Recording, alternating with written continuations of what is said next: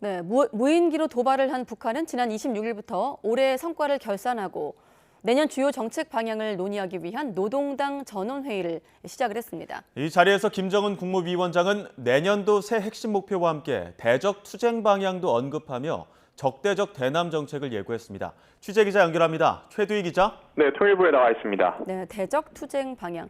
김정은 위원장이 내년 핵심 목표로 무력 강화를 언급했습니까? 네, 그렇습니다. 북한 김정은 국무위원장은 전원회의 확대회의 이틀째인 어제 내년 국방력 강화를 위한 새로운 핵심 목표를 제시했는데요. 먼저 이와 관련한 북한 관영 매체의 보도부터 보시겠습니다. 다변적인 정세 파동에 대비하여 2023년도에 강력히 추진해야 할 자위적 국방력 강화의 새로운 핵심 목표들이 제시됐습니다.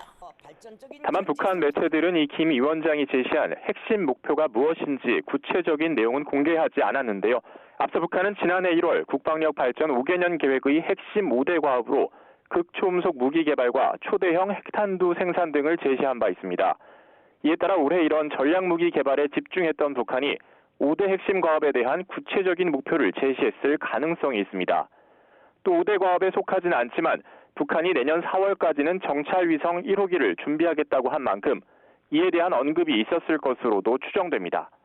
이와 함께 지난 26일 감행했던 무인기 도발처럼 우리가 대응하기 힘든 이른바 비대칭 전력을 더 발전시켜 나가겠다는 의지가 담겨 있을 수 있다는 분석도 나옵니다. 네, 그리고 김정은 위원장이 언급한 내용들 보면 내년 남북 관계에 협로가 예상되는 대목도 있죠. 네, 그렇습니다. 김정은 국무위원장의 보고에는 우리 측을 겨냥한 대적 투쟁 방향도 명시가 됐는데요.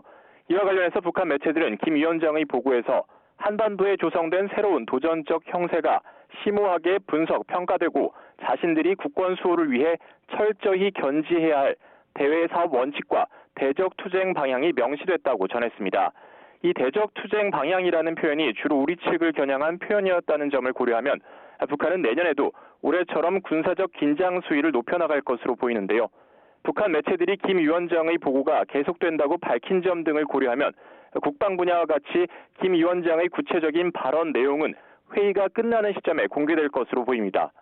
김 위원장은 또 만 7살부터 14살까지의 북한 학생들이 의무적으로 가입하는 조직인 조선소년단의 대회에 보낸 선언에선 미국과 우리에 대한 적대의식을 촉구하는 등 사상 무장도 강조하고 나섰습니다.